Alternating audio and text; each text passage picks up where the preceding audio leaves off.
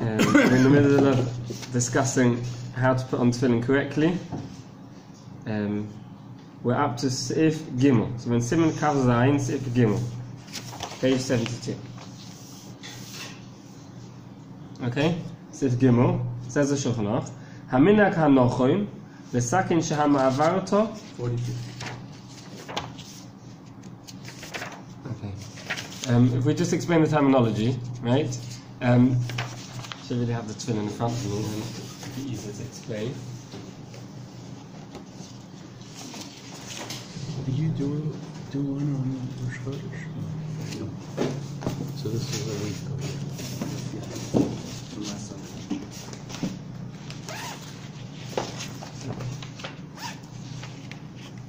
So a picture's worth 1,000 words. If you have the real thing, you can put it on the picture. Right? Okay. Right. Lucky you bought it today. Okay, we're going to. Can we just start from the beginning? Yeah. Okay. Right. Okay. So we're up to Siman Kav Zayin Seif Gimel. Okay. Let's explain the terminology first. Okay. This is called the ma'avarto. It means la'avor. The strap passes through this part of the tefillin. So this part here is called the ma'avarto. Right. This part is the k'tzitza. The bias is the k'tzitza. Right. So he's telling us haminag hanochoim lesakin shehamavarto shebo harutzuo shebo harutzuo iveres. Sorry. Teimunachas etzat hakatef. Right. The minhag is that the ma'avarto should be towards the shoulder, meaning pointing up one's arm. Right. V'haketzitza, this part, is tzad towards the hand. Right. The minhag is to put it on this way. Right. I'm left-handed. Right. The right-handed person would be this way, except that the yud would be on the other side. Right. So the minhag is to have the ma'avarto facing upwards and the box facing downwards. Right. Okay. Says the. Why would they mention the box facing downwards? It's obvious that it's going to face downwards. If the ma'avarto's up. Yeah, this is not a Gemara. If this was a Gemara, we would medayek every word of why the extra words, right? In the Shulchan Aruch, we're not medayek extra words. He's explaining to us. He wants it to be clear. In the Gemara, we're showing him we're medayek every word. Sometimes why is an extra word what's it coming to tell us? Right? The Gemara is always medayek. The Shulchan Aruch is not careful about his words to such an extent. He's explaining to us that this is the way to put it. Ma'avarto at the top, this is facing downwards. Now the question is like this, right? The question which also was raised, I think, last week. What does one do if one's a left-handed person and he hasn't got tefillin? His tefillin, he said his tefillin should be checked, and he's born with a right-handed pair of tefillin. Right? It could also be the other way around, just less common. A right-handed person who needs to borrow tefillin and he can only find the left-handed pair. That's it's an unusual That's shul. less usual. But if that was to happen, right? He's gone on a hike with his friends and he forgot to bring his tefillin and so the question, what's the problem? The problem is like this: is that he needs to put it on the correct arm, right? Let's talk about the more common case, which is the left-handed person. The left-handed person needs to put it on his right arm. If he's wearing a right-handed pair of tefillin, what's going to happen? The problem is I can't demonstrate this with mine, because mine is a left-handed pair of tefillin. Okay. The problem gets very is confusing. It gets very confusing. So let's do it the left-handed way, right? So the left-handed person puts his tefillin like this, right? So we're going to stick with it. The left-handed person puts it like this. The k'tzitza facing upwards, as we learned in this seif, and as we learned in the previous seif, the yud, this is the yud, is towards the heart, right? Now, if he's going to put it, if he's going to lend it to a right-handed person, he's going to put it on the other arm, right? We have two options. He can either put it the regular way, in which case the yud is now facing away from the heart. Okay? The knot of the yud. The knot of this is the yud. Yeah, this knot is the yud. Right? It's now facing away from the heart. And in the previous seif, in seif base, we learned that the yud has to be towards the heart. Right? So what should he do? This is the question. What should he do? Okay. Which is more important, the ma'avarto Right. or the... He could. There's another option we're going to see, which is maybe putting the tefillin upside down. He puts the tefillin upside down. He's got the yud towards heart, which solves the problem of seif base. However, then the ma'avarto is facing downwards. And what is the text inside? The text inside doesn't matter. The text inside is all the same. It's just one parasha rolled up. It's all the same. But what I'm saying is that the ma'avarto is up. Yeah. Is the text this way when it's sitting on the arm, or is it this way when it's sitting on the arm? The text is standing up. It's rolled around. So it's sideways either way. So either way, it's the same. Yeah, either way, Okay. it's no difference. There's another option, which is to take out the strap and put it in again. Right? We could just pull the strap out of the loop, right, and pull this out of here, which wouldn't be very difficult except for the fact that I have the gid here. We talked about the gid to hold the yud against the bite, so that makes it a bit more tricky because I'd have to get the yud out of the gid. But just to pull the strap out is not difficult, and then we insert it from the other side. That's another option. The owner feels very comfortable while you're doing this. You're taking my tefillin apart. So that's another option. Okay, let's have a look now what one's supposed to do. Okay, so if we read the MISHNA Berura of Cotton Yud Base, MISHNA Berura of Cotton Base, 4 lines from the bottom. The iter is a left-handed person, right? And iter hamaniach tefillin misha eino iter. Right? He puts it on tefillin of a right-handed person. Right? Notice that the definition of a right-handed person is someone who's not left-handed. Right? He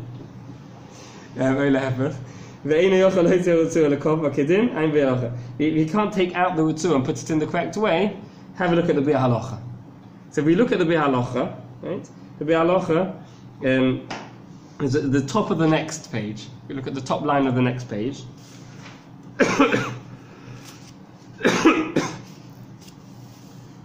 The top line of the next page. ובכל זה מישהו איתר, ואין לו רק תפילין של אינו איתר, או להפך, יוכל להפך להניח התפילין, להניח הקציצה לצד הכוסף. Says he should put it on the other way round. That the ktitza, the box of the tefillin, should be facing upwards. Right? Put it on the arm this way round. Right? What do we gain? כן כוסף בתשובס ושבוס יעקב ועצת החיים, כי זה בוודאי טוב יותר ממה שיניח כך ויהיה תפילין סמוך ללב. It's much better to do it this way around, upside down, because then we'll have the yud facing the heart. The yud facing the heart is more important. Okay? It is much better than this way, rather than having the tefillin towards the heart and the kesher, the yud, away from the heart. שהסעיף בייס, אף שכוסף בשולחן ערוך בשם מנהג, דינו דגמורו לפרש הגאונים. Okay? We look at the Lashon of the Shulchan Aruch. We look back at the words and the wording of the Shulchan Aruch. In Sif Beis, the Shulchan Aruch said, when he talked about the Yud being towards the heart, he said, HaMinag Anochen, he called it a Minag. In Sif Gimel, when he talks about the Ma'avarta, facing upwards, he also said HaMinag Anochen. Both of them he called a Minag. If they're both in Minag, then neither takes precedence over the other one. Neither is more important than the other. However, if you remember the MISHNA Berura we saw in Sif Cotton Zayin, which the Biur Halacha just mentioned again, the Vilna Gaon mentioned that according to the explanation of the Gaonim in the Gemara, the halacha Sif Beis, that the Yud should face the heart, is not just a minhag, it's halacha of the Gemara. And that makes Sif Beis more important. Because having the Yud towards the heart, even though the Shulchan Aruch wrote it's a minhag, according to the Vilna Gaon, according to the Gaonim, it's the din of the Gemara, and therefore it's more important, and therefore one should put it on upside down. Okay? So that's the answer. One should put it on upside down. The MISHNA Berura, the Biur Halacha does continue and say that preferably it is preferable to take out the strap. However, he mentions if one takes out the strap, one's going to have a problem that the yud's facing the wrong way. I can't demonstrate this because I'm not going to take it out now. The yud's going to face the wrong way. So in order, the best thing to do would be to retie the whole knot. Okay? It's a funny thought because, right. You arrive at shul. Yeah. You don't arrive at shul an hour early. Right. In time for davening, right? Right. And now you're pulling the guy's strap out. Right. You're untying his knot. You're retying his knot. Right. He's watching this. You asked to borrow my tefillin, not to take it apart. Okay. So you could ask him if you mind taking it apart. That's right. I had this actually when I said. The gid? Sorry? About the gid? So the gid is it's just It's just a loop. you don't have to cut it. You don't have to cut it. I just did this actually a few months ago, and I sent my tefillin to be checked. Right? I went to Gemach to borrow tefillin, and the Gemach only had a right-handed pair of tefillin. So what did I do? So I took the tefillin. I asked the owner of the Gemach if he minds. He said he doesn't mind, and I took it out. What you do is you just have to push the yud underneath the. It's wrapped a few times around the gid. You just unwrap it a few times, and then the gid's looser, and then it just comes out. The gid is left inside the tefillin here, and you just free the yud of the. It's wrapped around the yud. You just free the yud by pushing it under here once or twice. You free the yud of the gid. The gid is still in here, whole. You pull out the strap, and you can to remake the yud. Sounds very complicated. It's not so difficult. I'd never done it before. It only took me 10 minutes to do. Anyone who's ever been done origami before understands that if you have an instruction booklet, you can do anything, right? You don't need someone to teach you. If you look at the back of this Bloom, the Bloom MISHNA Berura, this Madura, is actually they've got pictures. The pictures are written were drawn by someone called Feldman. It's actually at the back of his Shulchan Aruch, so people might have it. There's also the back of my Shulchan Aruch. That's the original place where they were placed, and they have drawings how to make the various different knots. I mentioned it to someone. He said, "Oh, it's impossible to." Someone who hasn't tried it will tell you it's impossible, but the drawings of stages tells you exactly how to do the knots. You follow the instructions. And it's not so difficult. It's a Boy Scout manual. I learned from this how to do a daled and how to do the daled on the shel rosh and how to do the yud on the shel yad. Right. It's not so difficult. Obviously, so in terms of someone who's bowing it bowing a right-handed pair, the Kitzur Shulchan Aruch, the Aruch HaShulchan, most of the other poskim say there's no need to take it out. For having the mavarta facing this way round, facing upwards, is just a minhag. Right, having the yud facing the heart is more important, and therefore put it on upside down. So in terms of someone who's just bowing a right-handed pair of tefillin for a day, just put it on upside down. That's what the Mefarshim say. Right. However, if someone's bowing for a longer period of time, like when I bowed the gemach pair for a few days, then it's not so difficult to take out the strap, retie the knot, put it in the right way. You have to then deal with the head after that. The head always has to be redone, because you have to make sure the head, we're going to learn about it, have to make sure the head fits properly, right? So one should always, you don't have to take out the knot though. In order to, we'll see about that, in order to make the tefillin shel rosh fit your head, you just need to loosen the knot and pull the strap through. So that's much easier, you don't have to retie the knot. Right. Okay, so that's the answer. The final plak halacha is if someone's just borrowing the tefillin just for a day, is just put the tefillin on upside down. Like whether it's a right-handed person going a left-handed pair or vice versa, put the tefillin on upside down. And then the more important thing is to have the yud facing the heart. Okay, let's continue now. Sif Dalet. Lo yehi dovar choytzeitz bein tefillin libsara. One should not have any chatzitza, any object. What's a good word for chatzitza in English? I was thinking blockage, but that's not a great word. Blockage is not a great word. Separation. Interruption. Must be a better word. Okay, so one shouldn't have any separation, interruption between the tefillin and his flesh. Lo yishno shel yad, lo yishno shel rosh. No difference in the shel rosh or shel yad. One should not have anything between his flesh and the tefillin. Right? That's why a lot of people shave the front. We're going to talk about hair. Talking about the hair. You do the hair, not have a shave is very strictly very. You're talking about the Hasidim. Yeah, we'll see. The Mishnah is going to talk about hair. We'll see why we don't do that. I saw just a few months ago, someone was putting on tefillin, and I saw when he took his tefillin, noticed that underneath his tefillin, he said a sticker. He's bought his tefillin from somewhere. They had put a sticker on the tefillin to say where it came from. And he'd left the sticker on. So there's a sticker underneath his tefillin shalosh. That's how he knows it's kosher. It's kosher tefillin. Right.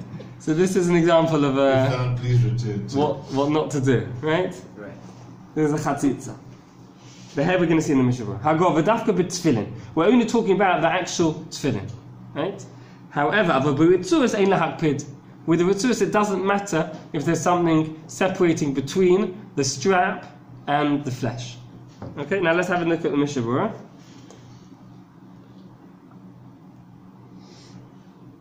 Okay.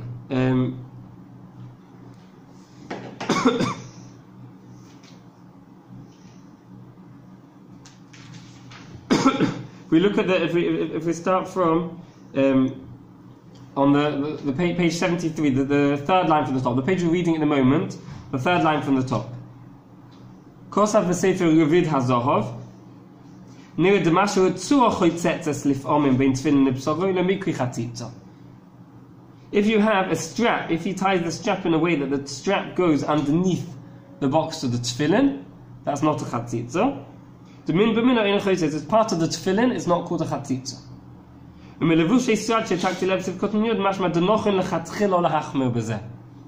It's preferable to be machmir in this case. So the Mishnah was passing that me'ikar adin, according to the strict letter of the law, it's not a problem if the ritzurah goes underneath the box. However, one should be machmir and make sure that the tefillin does not go underneath the box, between the box and his arm, between the tefillin and his arm.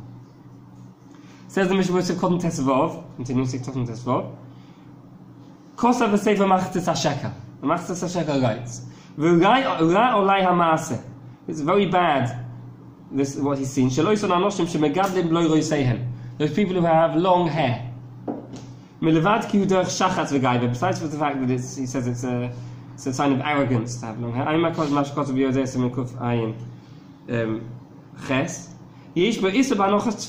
It's a problem with putting a tefillin.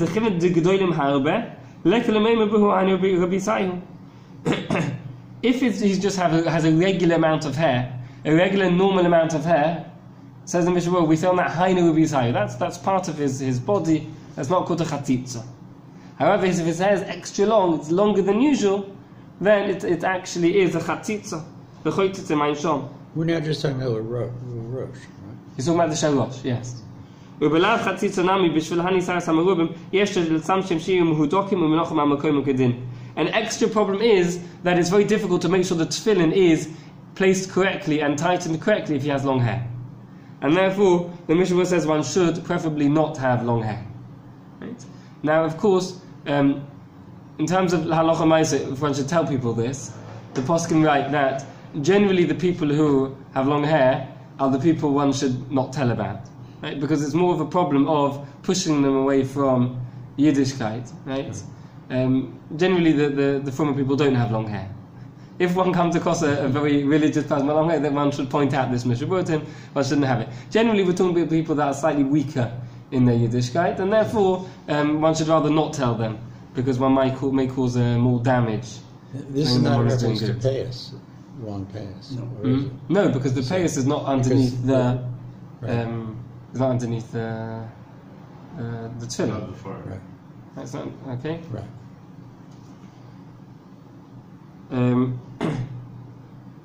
Says the Mishnah Berura of Cotton Tes Zayin. Einhak, but v'achronim kosru. So the Shulchan Aruch mentioned that underneath the straps there's no problem with chatzitza. V'achronim kosru the einhak rak b'makom hakrichos. Ava masha shach hakshiro yesh lahachme. Right? Says the Mishnah Berura that one should preferably be machmir with the part of the strap which is connected to the kshira, the tying. Meaning this part of the strap, which actually ties the box onto one's arm, that preferably one should be machmir. Right? So underneath the tefillin here, one may not have a chatzitza. That's ikar din if one has is not yotzer. Underneath this part, right? The Mishnah Berura is saying one should make sure, try also to make sure there's no chatzitza, yes, and the rest of the straps it doesn't matter. Okay. Now there is an opinion. According to this, there would be no problem in leaving on one's watch, onto wristwatch is not a problem, because that's just on the part of the krichas arm. According to the Mishnah, there's no problem to leave a watch on. The reason why many people take off their watch is because there is an opinion. The Pri Megadim mentions that one should be machmir on the whole arm, everywhere, with all the straps. There shouldn't be any chatzitza, and therefore, because of that, many people take off their watch. A wedding band. A wedding band, right? Right. So, according to what the Mishnah Berura said, it wouldn't be a problem. However, many people are machmir because of the Pri Megadim, who says that one should take it off. So I was taught from my Bar Mitzvah was to take it off. According to the Mishnah Berura, it seems that one wouldn't need to. According to the Pri Megadim, one should. Well, it goes on to say Ben B'Shel Yad, Ben B'Shel Rosh. Yeah, let's continue. Well, yeah. So let's figure out the situation of what that would look like. So So also with the shalosh, the Mishnah Berura wants that the part that's holding the tefillin on, which is the source between the tefillin and the knot, there shouldn't be any chatzitza underneath that. Okay? So again, Me'ikar Adin is just underneath the bias. The Mishnah was adding that also the Ritzur is holding on the Tefillin Shel Rosh. However, the Ritzur is dangling down, that according to everyone that doesn't need, there's no problem with Chatzitza. Right? One can wear clothes. Since it says Yesh Lahachmir, part of the Ritzur was on your kippah, it sounds like that would not be a problem. Correct. Should try for it not one to should try to make sure one's kippah is not underneath the Ritzuros. As the Mishnah says here, Yesh Lahachmir, one should be Machmir. However, if it happened inadvertently, it's okay. It's not as bad as having it underneath the actual bias. Underneath the actual bias is a big no-no, right? So underneath the Ritzuros, one should make sure that the kippah is not caught underneath the Ritzuros. If it was, it's not the end of the world. Yeah, I always take my kippah off when I'm putting it on, then put it back on top. Yeah, okay. It's good practice.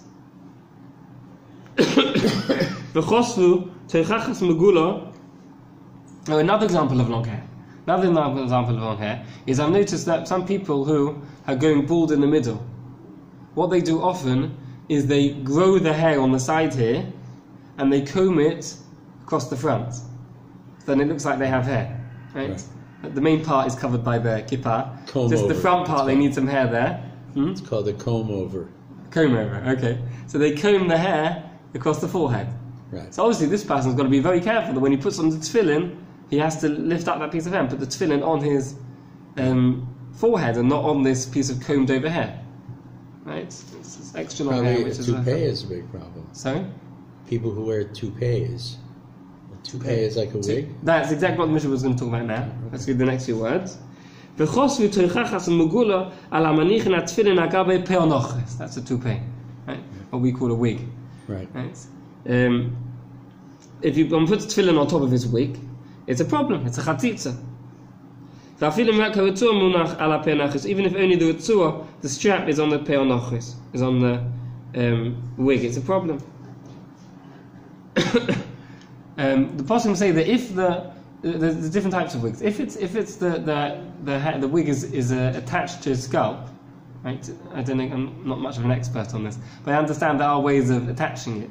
If it's attached properly, it's never removed, then it's bottled to his head, and it would be okay. We're talking about a wig which is put on and removed regularly. Then it's just chatzit. Someone may not put tefillin on top of it. Someone who's embarrassed to take it off in public. So what he should do is he can put his tefillin on in shul on top of his wig without a bracha, and when he gets home he should take off his wig and put on the tefillin properly with a bracha. Right? Doesn't have to embarrass himself because of this. He can put it on at home. Right? Wear tefillin at home with properly. In Mikol Mokoy, Mashma Medivi HaMogen Avon V'Chai Odom, Dem Yesh Lo Mako B'Roishoy, if he has a wound on his head, the wound, the bandage on his head is only underneath the straps. If it's underneath the actual bias of the tefillin, we're going to see in the next, we'll see on Tuesday in the Shulchan Aruch Sifei, the next Sif in Shulchan Aruch, we'll see what to do. Here the Mishnah was discussing what happens if the wound, the bandage, is only underneath the straps. It could either be on the shel rosh or the shel yad. It's only under the straps, so it's going to be on top of the bandage. So if it's only underneath the straps, he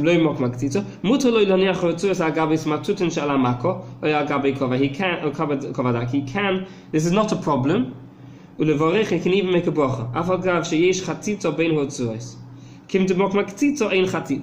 This, what the Mishnah was, the main problem of chatzitza we said is underneath the tefillin. If the bandage is there, we're going to see in the Shulchan Aruch what to do. If the bandage is just underneath the strap, where the strap is attaching the tefillin to his arm, or on the shel rosh attaching it to his head, the other Mishnah says nochun lahachmir. One should preferably make sure there's no chatzitza. However, if it's a bandage, then there's nothing we can do about it, and it's not a problem because it's just a chumrah, and therefore one can put the tefillin over the bandage and make a bracha. Right? It's not a problem. Right? Generally, we should make sure there's no chatzitza between the strap and one's flesh, shel yad and shel rosh. If it's a bandage which you can't take off, then it's not a problem. You can put tefillin on with a bracha. Okay. There's only one difference. Let's continue. We'll see what the difference is. Kim the book of season. V'chein b'shel yad im yesh lo mako fil mokum hekav hakesh. If he has a where the strap goes around his arm to tighten the tefillin on, shetof v'yodu. Mutar lo laniach hekav hakesh agav esmotutim levarich. Ach b'zeh yizohar lechasus milmalo kadei shiskam lecholois v'lo lachem lois. However, he should, in this case, where he's putting tefillin on top of a bandage, we're talking about where the strap is on top of the bandage, he should cover the tefillin so people don't see it. Okay? There's two reasons why he covers the tefillin. On the shel yad, the reason to cover the tefillin is because l'cholois v'lo lachem lois has to be more of a sign to you than to others. If the tefillin is on his flesh, we don't mind if it's covered or not, because it's close to him, it's on his flesh. If it's on top of something, there's a bandage there, then it's not quite on him exactly. It's a bit more removed from him, and therefore that it's more than a sign to him rather than to others. We tell him to cover it, so it's more personal. The other reason is if people see you putting tefillin on top of a bandage, they may think that it's not a problem if there's a chatitza, and they may come to even put it on top of an undergarment, on top of a shirt, and therefore one should cover it so that it's not seen. Okay, so this. It's Marasayim. Right.